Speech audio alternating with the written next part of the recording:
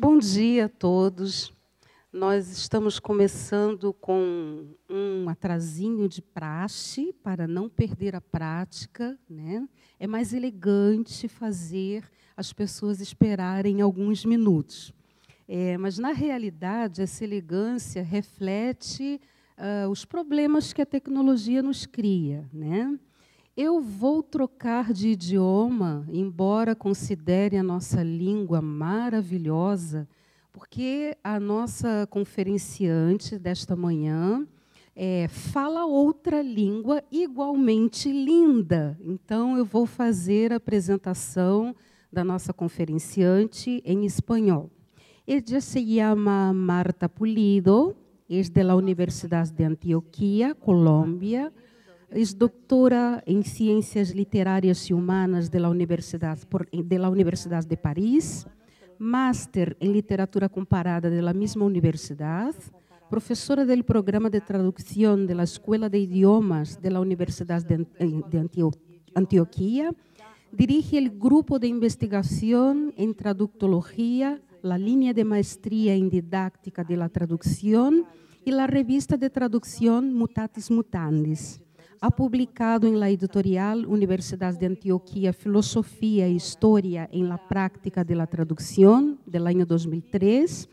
Coordinó la traducción al español de los traductores en la historia del año 2005, de Slide y Wordsworth, el editor. Y en el año 2011, la Alcaldía de Medellín publicó su traducción al español de la novela Ágata de Medellín, de Jacques Jouet. Es un honor, un gusto, un privilegio tenerla entre nosotros y estoy segura de que lo que vamos a escuchar aquí nos va a aportar aquello que más nos interesa para esta mañana. Entonces, tiene la palabra y efectivamente es un gusto. Espero que estés también feliz de estar entre nosotros. Tiene la palabra. Muchas gracias. ¿Me escuchan? ¿Así? ¿Ahí escuchan? Muchísimas gracias. Voy a intentar saludar como se debe. Eu vou tentar cumprimentar como se deve. Bom dia. Muchas gracias. Muito obrigada. Aprovecho antes de comenzar para agradecer a los organizadores del Congreso, al profesor Walter Costa, que siempre está estableciendo redes. Que sempre cria redes. Esse congresso é maravilhoso. Eu escrevi a universidade, contei os detalhes, estão todos muito impressionados. Aproveito também por estar diante de Judith Wordsworth para agradecer a ela em nome do grupo de pesquisa, porque o trabalho dela e do professor Jean Delisle deram a orientação ao nosso grupo de pesquisa, marcaram seu destino histórico. Nós nascemos a partir deles. Começo a falar do meu trabalho, o trabalho tradutório dos franciscanos no território do que hoje chamamos de Colômbia, com uma palavra que é Jurupari. Jurupari, Walter me disse que é assim que se pronuncia em português, é uma lenda da Amazônia brasileiro-colombiana. Desde a descoberta, os colombianos brigam. Nós dizemos que é nossa e os brasileiros dizem que é de vocês. Agora, com um projeto de pesquisa que apresentamos com o professor Sérgio Romanelli, da UFSC, em que vamos fazer um estudo comparado do trabalho dos missionários no Brasil e na Colômbia. Essas diferenças se tornaram discussão intelectual que vai ser muito benéfica para todos. Precisamente essa lenda, Jurupari, que um missionário italiano ouve, escreve e vai mandando para a Itália. O missionário morre na floresta. A lenda chega à Itália em italiano e uma diplomata colombiana que está em Roma nos anos 30 descobre o manuscrito. Ela percebe que é uma lenda colombiana e traduz em espanhol. É assim que essa lenda é recuperada. Depois começam a surgir muitas traduções, as traduções do missionário espanhol, Astradelli, são muito criticadas, mas é realmente o trabalho dela que traz à luz essa lenda que estava perdida na oralidade.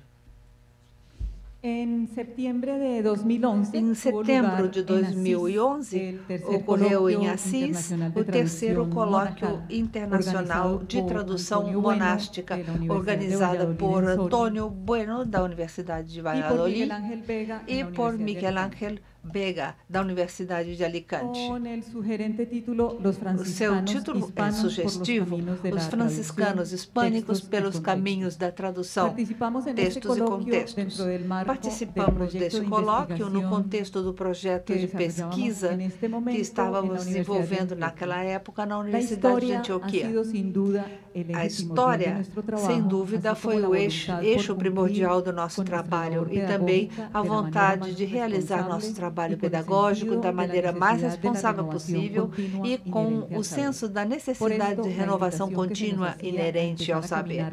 Por isto, o convite feito a caminhar pela via das tradições monásticas ou missionárias, conforme as diferentes apelações do trabalho, foi aceita com felicidade, convencidas de que nesta área haveria aspectos inéditos que alimentariam a tradutologia.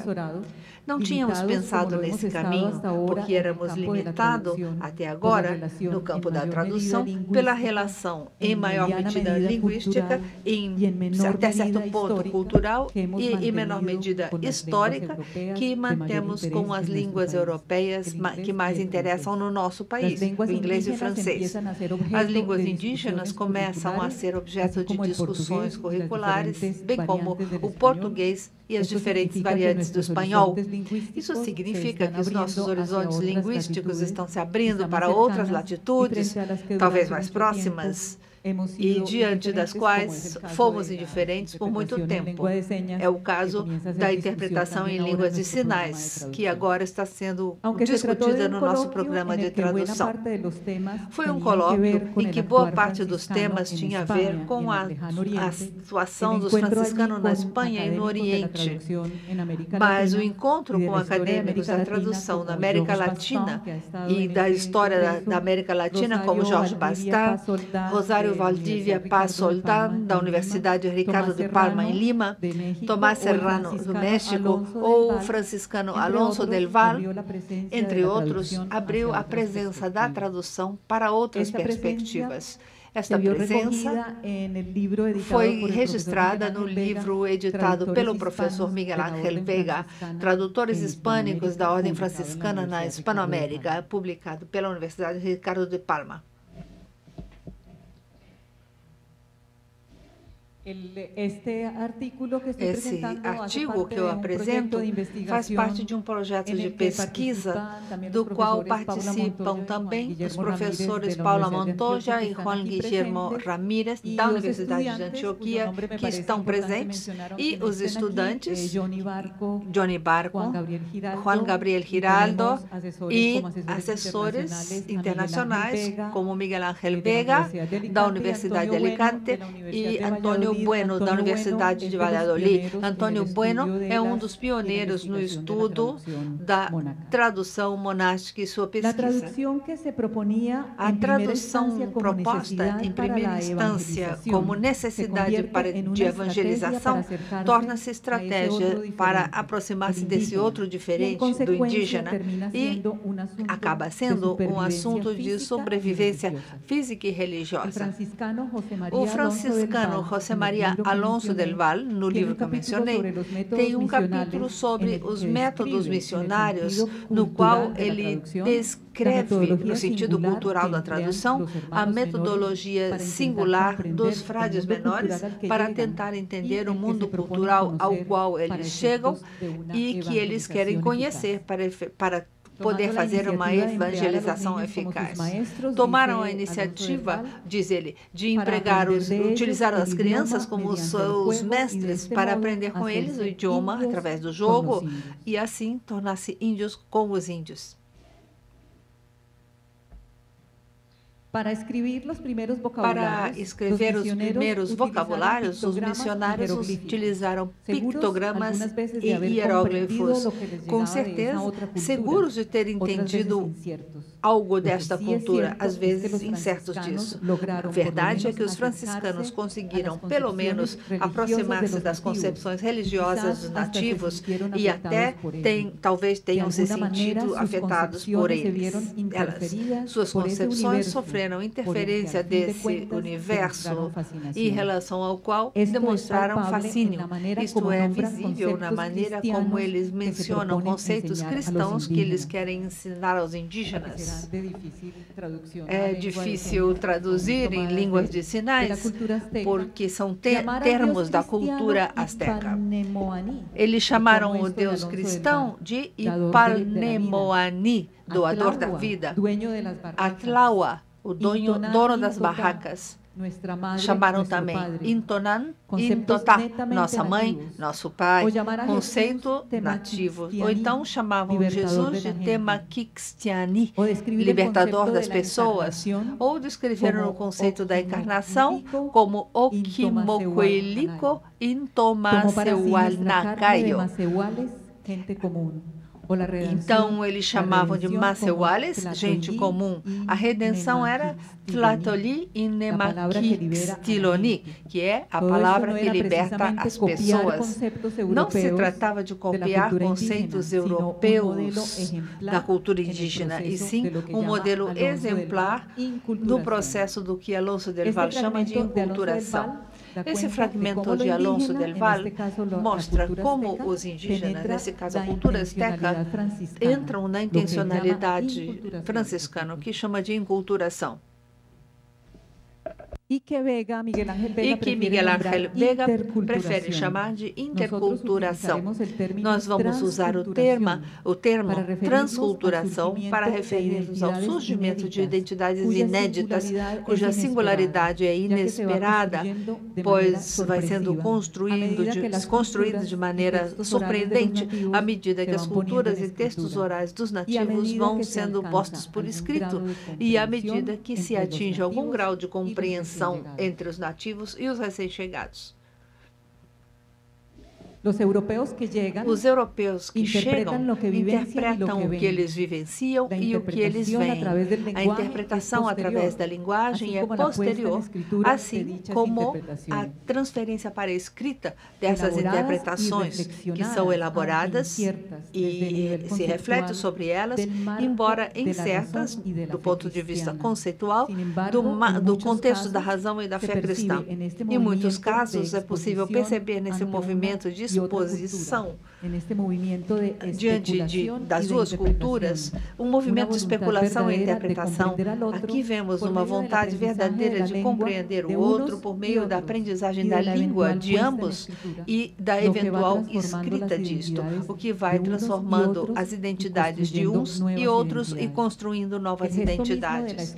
O próprio gesto da escrita, trabalho de cronistas e missionários ou de missionários cronistas, seria a maior prova de transculturação em conjunção com a aprendizagem que, rápida e sagazmente, os indígenas vão fazendo, às vezes apesar de si mesmos. Talvez outro aspecto de transculturação é o que menciona Jorge Cañizares Esguerra no livro Pós-colonialismo avant la lettre, Viajantes e Clérigos nas América Espanhola Colonial do século XVIII, ao citar Marie-Louise Pratt para introduzir o tema da construção de identidades provocada pelas narrativas de viajantes e cronistas e que percebemos por meio da leitura que hoje fazemos de seus relatos, que foram escritos no século XVIII. Pratt enfatiza a necessidade de desconstruir essas narrativas, estudando-as não do ponto de vista etnocêntrico. Insta os especialistas em narrativas de viagem que estudem também a perspectiva da inteligência dos lugares visitados pelos observadores estrangeiros. Os intérpretes locais e os intelectuais, diz Cañizares Esguerra, ofereceram leituras críticas e criativas das perspectivas dos viajantes, contribuindo assim para a concepção das próprias narrativas, a criação. O que Cañizares Esguerra e os autores que ele edita e estuda é a reconstrução da representação do universo descrito pelos colonos, agora da perspectiva dos locais, para que, contrastando as duas visões, seja possível reconhecer as limitações de uns e de outros. As dos europeus, já que o desconhecimento do idioma e das concepções dos nativos os leva a especular sobre o que eles conseguem ou não compreender a partir de seu racionalismo. As dos nativos, que, carentes de escrita, de roupa, de teoria e de fé ocidentais, percebem de maneira confusa esse recém-chegado, cuja fonética é a primeira coisa que eles desconhecem. Para realizar esse trabalho, precisamos diferenciar conceitos. Empreendemos, então, um projeto estabelecendo diferenças e esclarecendo conceitos, ou, pelo menos, apresentando definições das quais nos apropriamos e que orientam nossa análise. Começamos a diferenciar identidade territorial de identidade nacional, franciscanos espanhóis e franciscanos criollos, ou seja, nascidos no território, franciscanos colombianos, concepção europeia do religioso e concepção indígena do religioso ritual, relação da natureza com a natureza dos europeus e dos indígenas, embora eu não vá me deter nessas concepções. Qual é a metodologia missionária franciscana e sua relação com as línguas e com a tradução? Para atrair os habitantes das terras recém-descobertas para a fé católica, era indispensável que os missionários se comunicassem com eles. Havia duas vias, dois caminhos: aprender as inúmeras línguas faladas nos novos territórios, ou que nos novos territórios se aprendesse espanhol e até latim. O modelo dos apóstolos era o mais apropriado para os missionários, diz Pedro Borges, historiador da Igreja. Dado o contexto em que eles se viram imersos, sem significado, ou melhor, com significado desconhecido, ou com significado que violentava seus princípios, para os missionários, destituídos de tudo que o contexto europeu podia oferecer e do que sustentava a fé e a religião no solo europeu, a menção aos apóstolos se ajustava a seus propósitos. No caso dos franciscanos, o seu ideal de viver em conformidade com o Evangelho, interpretado literalmente, encontrou na América um campo no qual aplicar seus princípios e seguir a regra franciscana com todas as suas consequências. O historiador Borges insiste que os franciscanos consideravam que a evangelização dos nativos da América lhes fora atribuída por desígnio divino. O método utilizado tem duas vertentes: seguir o modelo dos apóstolos de humildade e autocriticar-se e avaliar continuamente as estratégias utilizadas.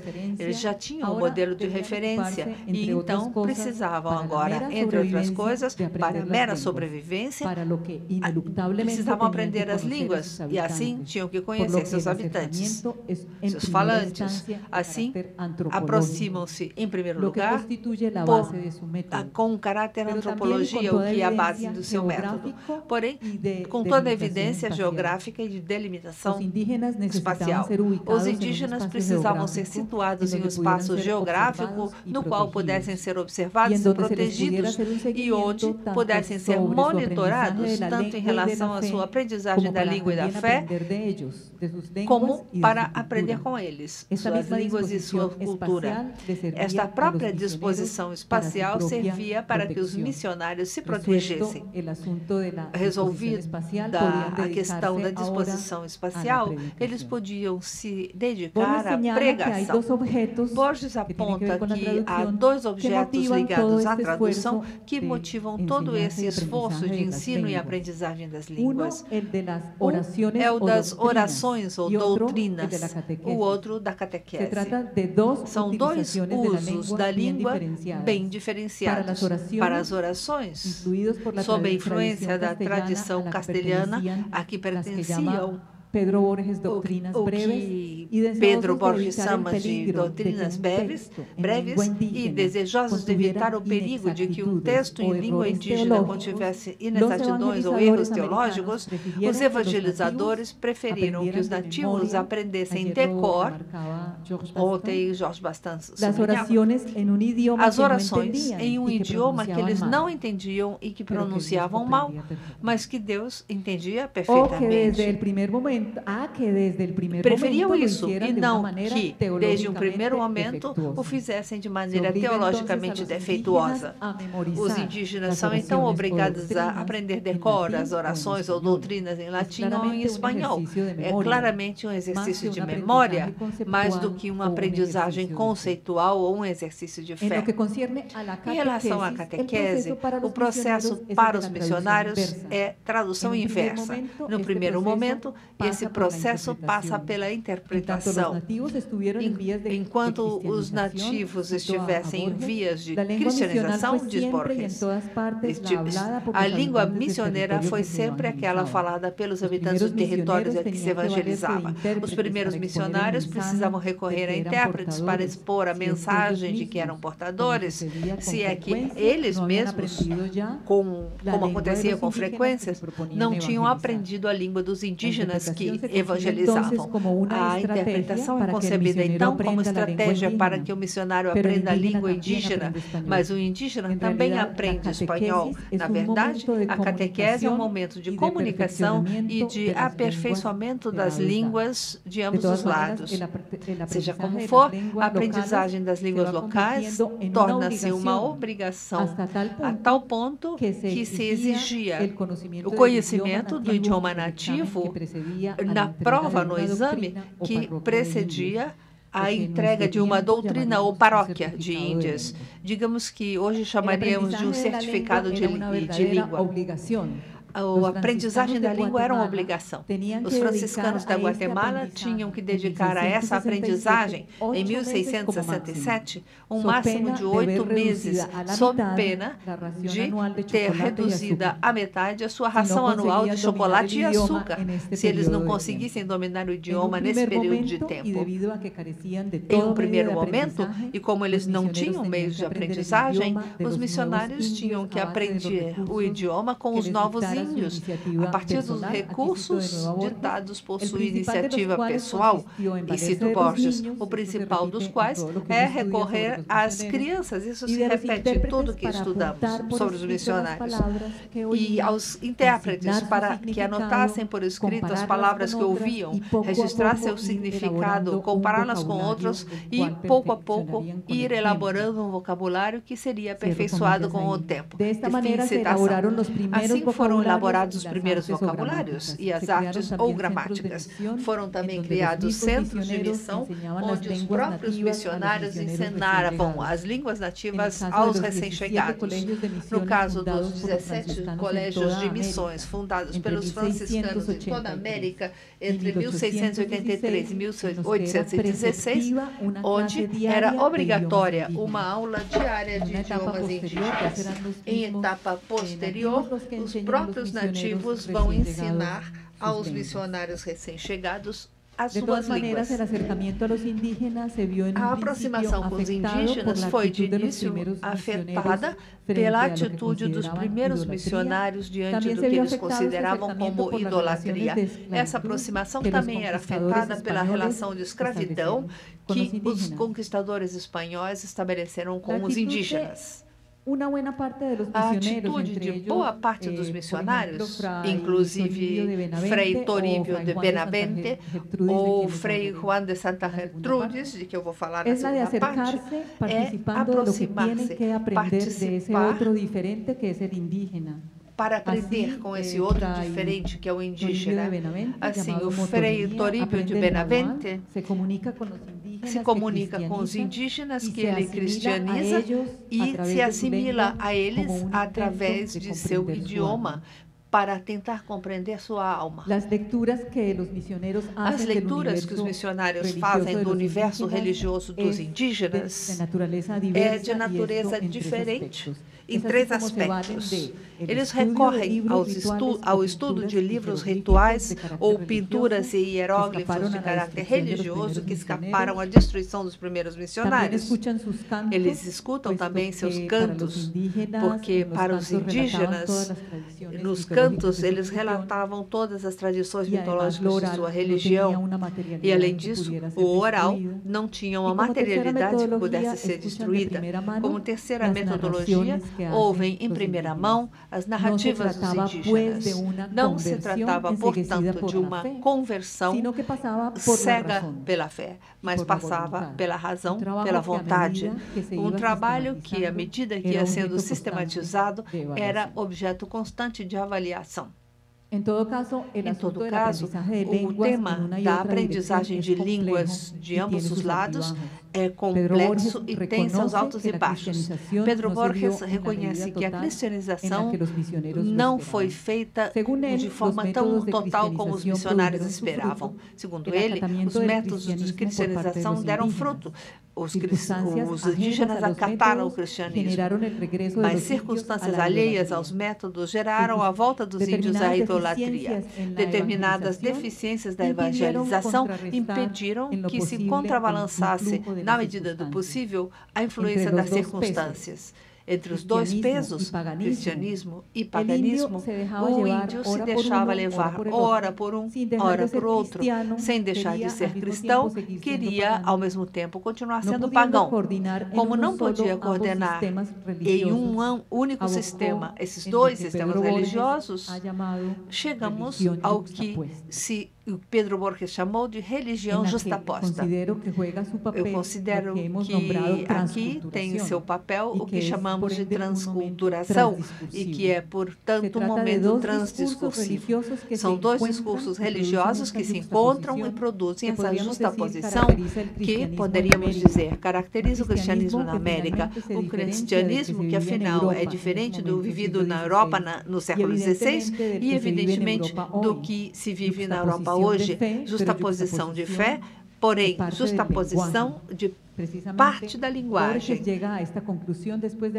Borges chega a essa conclusão depois de ter apresentado estatísticas dos missionários línguas e meias línguas que trabalhavam na cristianização das diferentes doutrinas estabelecidas na América, mostrando a instabilidade que houve na aprendizagem das línguas em uma outra direção e na situação vivida e sentida pelos missionários, de que sempre era preciso de línguas, conscientes de que a comunicação era incerta, de que a compreensão que os indígenas tinham da fé cristã não era completa, e conscientes também de que eles mesmos não conseguiam entender totalmente a alma indígena, entre outros motivos, porque nem todos os missionários tinham a mesma dedicação a aprender as línguas faladas nos lugares onde catequizavam.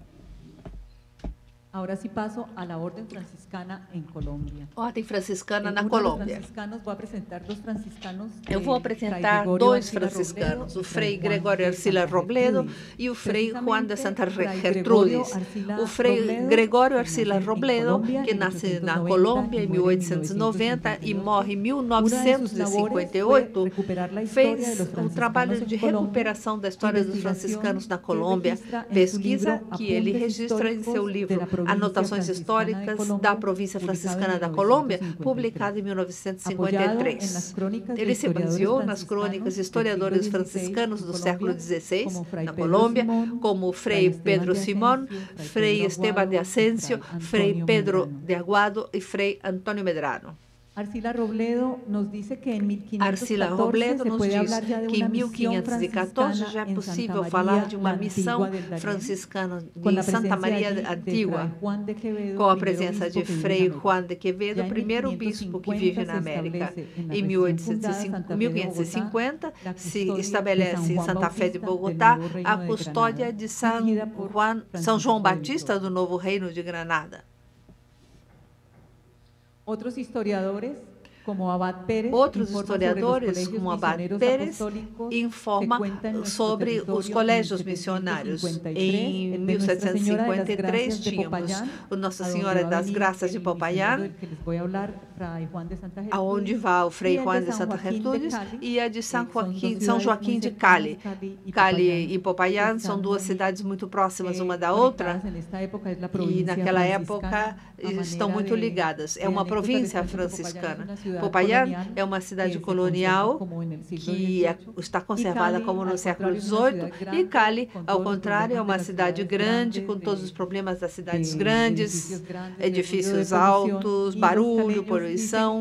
E os de Cali dizem que quando eles vão a Popayán, eles entram no túnel do tempo, porque eles mudam de século, mesmo estando a só 2 horas de distância. Entre 1772 e 79, nós temos na Colômbia 793 religiosos, 113 missionários, 55 colégios, 42 conventos. Há uma grande atividade missioneira. Vamos ver então o Frei Gregório Arcila Robledo, que é um tradutólogo em todo o sentido da palavra. Se podemos falar de Se podemos falar de tradutografia colombiana, nós podemos dizer que ela se centrou no estudo da elite intelectual do século XIX e esqueceu de tradutores missionários, talvez por essa vontade de laicismo que caracterizou a independência. Luiz Carlos Mantilla, que é historiador atual, apresenta Gregório Arcila Robledo assim. Por ocasião do 4º centenário da chegada dos franciscanos na Colômbia, em 1950, publicou 3 de seus mais importantes livros, base para o conhecimento histórico desta ordem: Os missionários franciscanos na Colômbia, Anotações históricas da província franciscana da Colômbia e As 4 fontes de sua história. Sua obra literária, volume de 500 páginas, dividido em 4 partes, reúne produções poéticas e em prosa de caráter literário. A primeira parte contém suas poesias épicas, filosóficas, seus poemas épicos, filosóficos, patrióticos, sagrados, místicos, madrigais, sátiras, fábulas e temas rurais. Na segunda parte, com o título de Intérprete, reúne suas traduções em verso do grego clássico, dos idílios de Anacreonte, que ele já havia publicado em texto bilíngue em Bogotá em 1943, e as fábulas de Esopo, traduzidas do grego moderno em métrica clássica. A terceira e quarta partes compreendem sua literatura em prosa, a primeira das quais são os quadros literários e narrações históricas novelescas, e a segunda parte, os postais de arte, foi o nome que ele deu. Em relação às suas qualidades como tradutor de latim e como versificador, José Manuel Rivas Sacconi, que é historiador colombiano da literatura, destaca essas qualidades várias vezes no livro El Latín em Colômbia, catalogando como um dos poucos latinistas colombianos que traduziram Propércio, Ovídio Marcial, Fedro e Boécio. Héctor Orjuela, outro pesquisador, em sua Bibliografia da Poesia Colombiana, menciona fábulas e os idílios de Anacreonte como traduções de alta qualidade. Inclui também obras do autor, chamado Episódios Franciscanos Versificados e Obra Literária. Em sua obra literária, ele se apresenta como inspirado em Frei Luís de León, como fazedor de versos e herdeiro de São Francisco quanto à função de sua escrita, tanto de criação como de tradução, ou seja, são de caráter pedagógico e estético. Tanto assim que ele tinha a intenção de publicar cada tradução com seu original, ele não fez isso por dificuldade de impressão. Ele é também poeta, Arcila Robledo. Em épicas, os ódios dedicados a Bolívar têm o tom da recente independência, o que é surpreendente quando lembramos que os franciscanos viveram épocas muito difíceis no momento das guerras de independência, inclusive a criação prematura e depois o fechamento do Colégio de Franciscanos da cidade de Medellín, onde é a origem da Universidade de Antioquia, de onde eu venho. Arcila Robledo fala de sua mestria na composição de versos.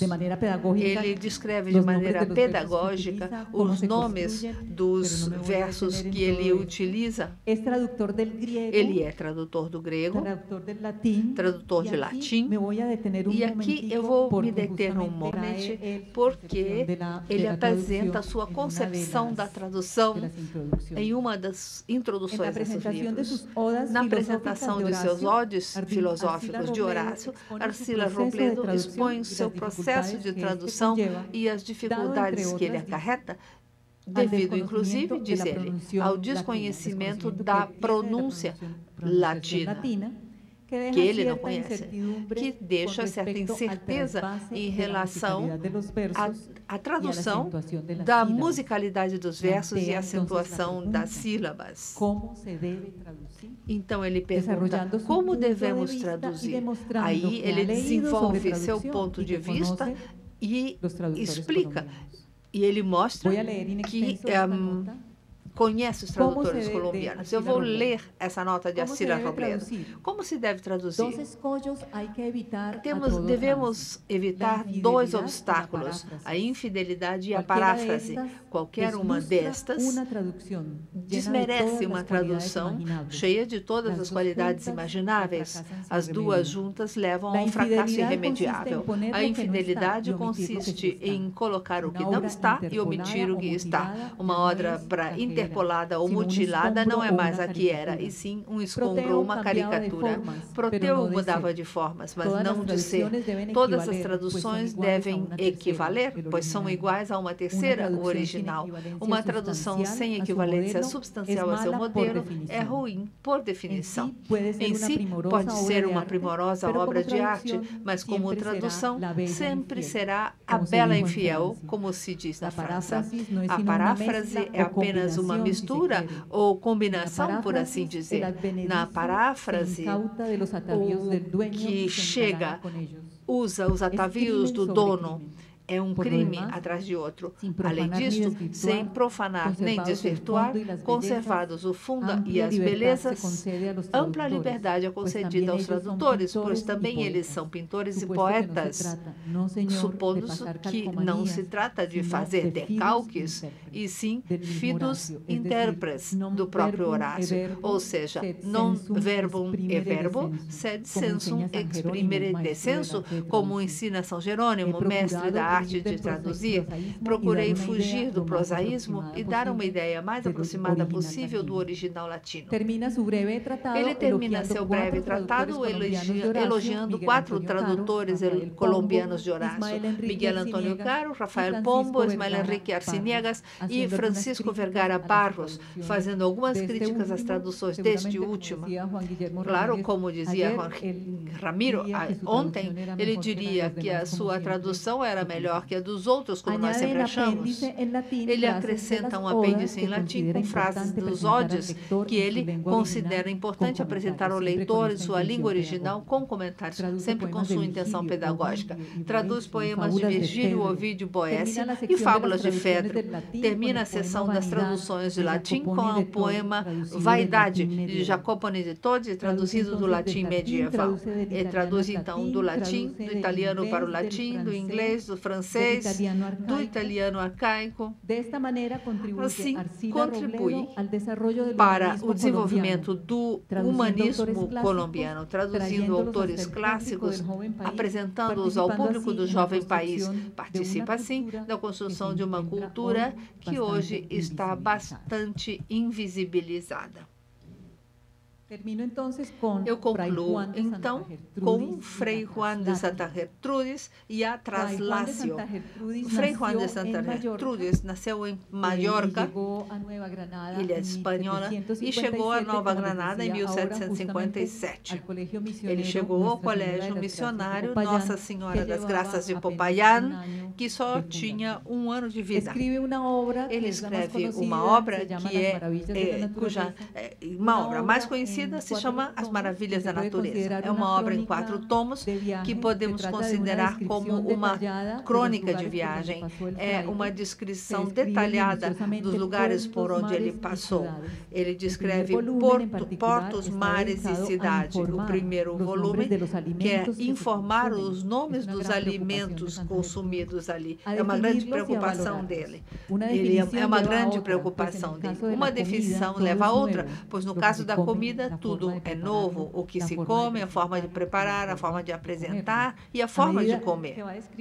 À medida que ele vai descrevendo a geografia, ele fala de uma troca de ida e volta em muitos aspectos, entre outros, na maneira de comer, porque a comida conventual também sofre o impacto dos alimentos a que os missionários têm acesso nas novas terras.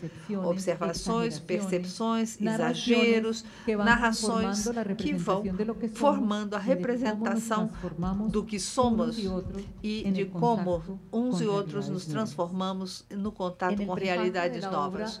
No prefácio da obra As Maravilhas da Natureza, Santa Gertrudis escreve o seguinte: avisos para os sacerdotes missionários desejosos de converter os índios bárbaros gentis, ele chama de índios bárbaros gentis, e cautelas necessárias que para tão santa obra devem observar, e uma parte dos riscos e trabalhos que para colher nessa messe é mister passar por Deus. Então, é uma obra interessante pelas descrições minuciosas que o Frei faz dos lugares por onde ele passa, desde Cartagena até o rio Putumayo, adornadas por cartas geográficas desses locais, falando das fadigas e perigos que ele enfrentou na viagem.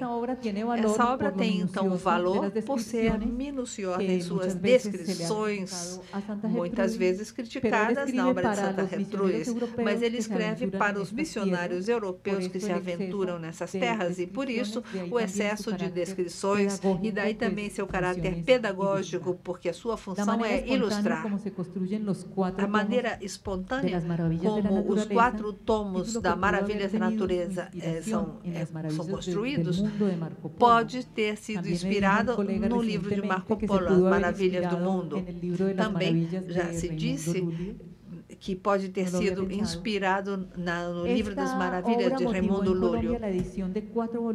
Essa obra foi publicada em 4 volumes com o título de As Maravilhas da Colômbia. Foi publicado em 1979 e aqui apresentamos os 4 tomos por área geográfica. O editor reúne relatos de diferentes viajantes para descrever os locais geográficos. Santa Gertrudis escreve o livro de memórias depois de voltar à Espanha. Héctor Orquella, nosso crítico colombiano, inclui este livro na sua obra sobre literatura colombiana. É uma obra concebida na Colômbia, embora tenha sido redigido na Colômbia. Relatos como o de Santa Gertrudis nos permite ilustrar o que é a Traslatio, permite abrir caminho para os que vêm. Embora seja redundante, ele comunica uma realidade desconhecida por seus colegas no Velho Mundo. Ele é testemunho ocular de uma realidade que ele quer dar a conhecer, quer compartilhar. No seu relato, ele diz, muitas vezes, eu vi, para que os leitores acreditem nele. A função de intermediação desse conhecimento geográfico e humano está no contexto de uma procura de equilíbrio racional entre o verdadeiro e o fantástico, o conhecido e o imaginado, entre o que é aceitável no Ocidente e o que deve ser eliminado para dar dignidade aos nativos. Ele consegue isso por meio da descrição espacial da natureza, dos costumes, dos comportamentos. Então, essa intermediação tem implicações políticas, econômicas, científicas, intelectuais e, no caso do nosso estudo, religiosas e culturais. Então, esses registros de viagem são, para a época, o que hoje é um guia turístico. Por isso, a descrição minuciosa é de grande importância para que os missionários novos que viessem tivessem, pelo menos, um conhecimento livresco muito preciso antes de enfrentar a realidade de uma natureza e mundo alheio a eles. Se tivéssemos que definir o método de Santa Gertrudes, seria partir das lembranças da experiência de viagem para reconstruir os fatos. Experiência de vivência da viagem que é dupla e faz com que o relato se situe no âmbito literário. Viagem e reminiscências de viagem. Nos perguntamos como funciona o tradutório no relato de Santa Gertrudes, porque é uma obra que está escrita em espanhol, então por que eu falo de tradutório? As crônicas missionárias não descrevem só as doutrinas e custódias e relações com os nativos, falam também da geografia que causou e continua causando um grande impacto entre os visitantes. Como eles atravessavam rios turbulentos, como percorriam essas terras inóspitas, cheias de perigos humanos e animais, sempre enfrentando o desconhecido. Não teria sido possível sem a ajuda de língua. E quais eram as características linguísticas desses línguas que eram intérpretes? A tradução é inerente à existência humana. Na época anterior à conquista e à colônia, centenas de línguas, na verdade milhares, coexistiam em nossos territórios. Que tipo de comunicação ocorria entre eles? Como e quem interpretava? Será que a interpretação era uma atividade cotidiana, natural? Porque é evidente que eles se comunicavam e havia um cruzamento de línguas que nem podemos imaginar.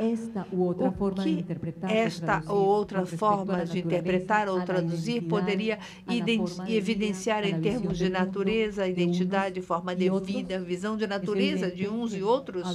É evidente que não havia apenas uma identidade indígena.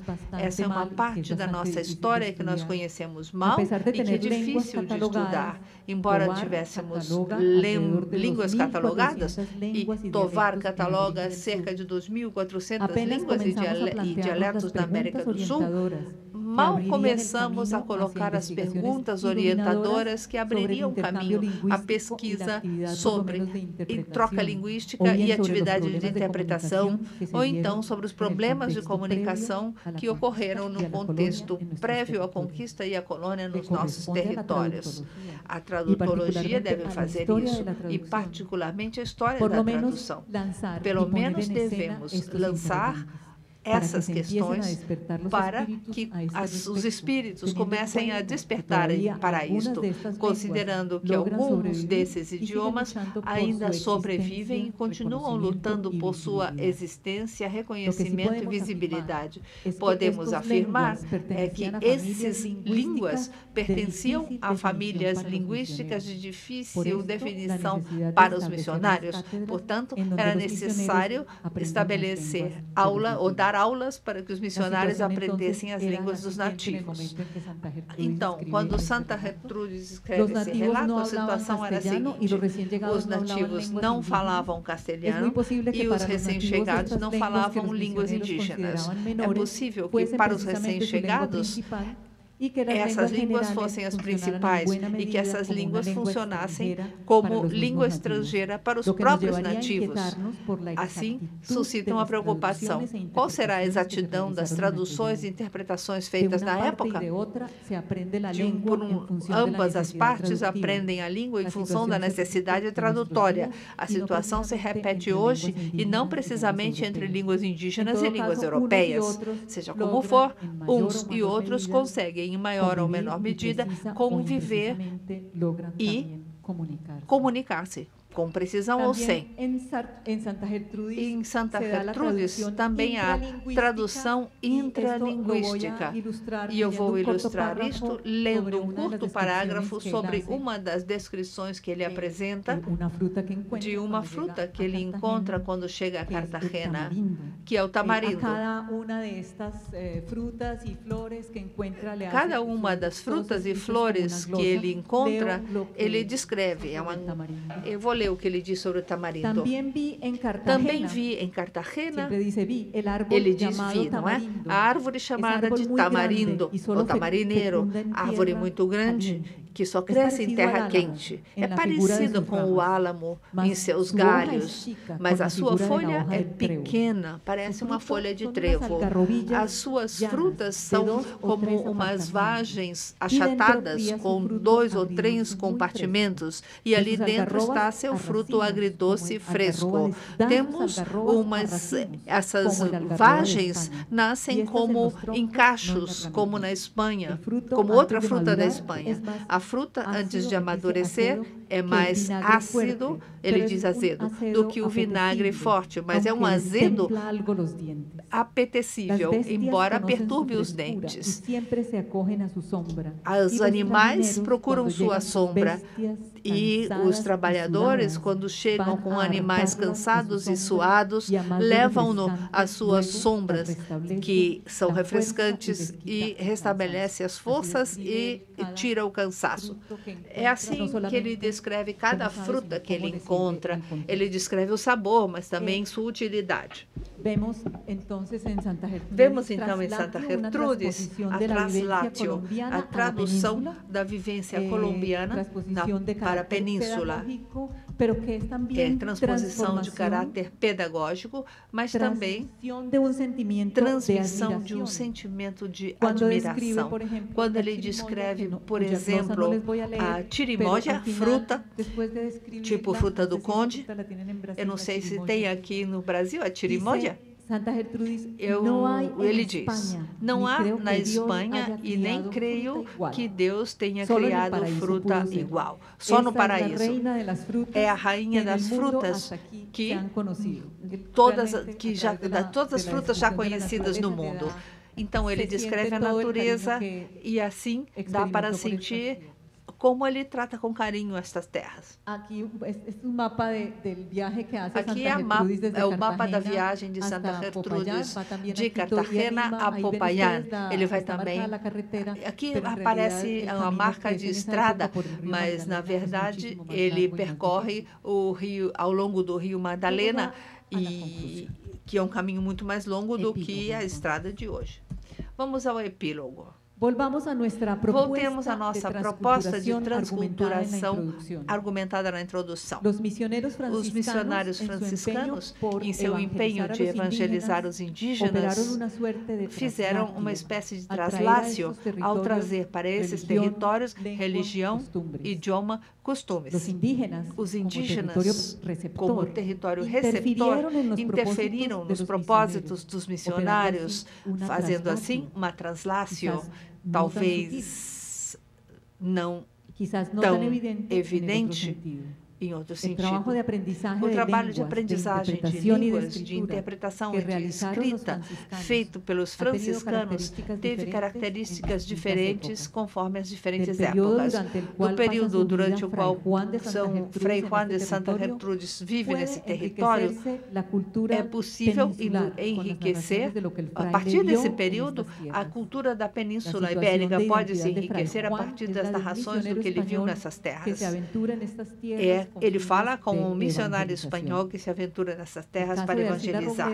O caso de Asila Robledo é diferente. Trata-se de um franciscano colombiano que, como não tinha que fazer viagens intermináveis e esgotadoras, nem tinha que experimentar estratégias de comunicação para a evangelização, pôde nos deixar um legado de traduções do latim e do grego. Os antecedentes que apresentamos na primeira parte E nos 2 casos de franciscanos que concluem transitoriamente esse estudo, apontam um caminho que nos leva a observar os diferentes âmbitos a partir dos quais é possível fazer uma tradução não só linguística, mas também e sobretudo cultural. Poderíamos falar de uma tradução em modo transdiscursivo. Para terminar, eu vou deixar uma pergunta, uma indagação difícil de resolver.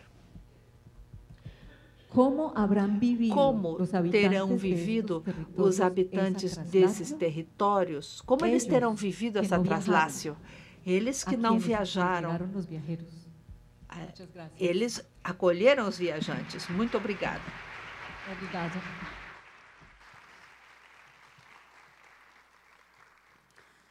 Eu gostaria de agradecer em nome de todos nós que tivemos o privilégio de ouvir essa conferência maravilhosa, a doutora Marta, e parabenizar os organizadores deste encontro por terem convidado esta professora que nós já estamos desejando que seja nossa colega.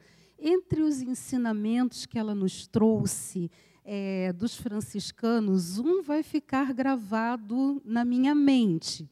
Acho que os franciscanos são muito mais espertos do que ela nos deixou transparecer, porque realmente um argumento com uma boa porção de chocolate, de açúcar, para convencer, né, a aprendizagem de línguas e desenvolver estratégias de tradução é irrefutável, né? Então, foram ensinamentos fantásticos, foi um grande privilégio, e eu creio que todos nós sairemos desta conferência com um desejo de ouvir mais, porque eu vi imensos cortes no seu texto, mas os congressos são assim, nós temos tempo limitado, e eu sugiro aos organizadores, então, que para o próximo encontro, que nos preparem aí suco de tamarindo e tragam uma porção de atemoia gigantesca para atender, né, a população, e dessa maneira a gente incorpore as definições que ela fez na palestra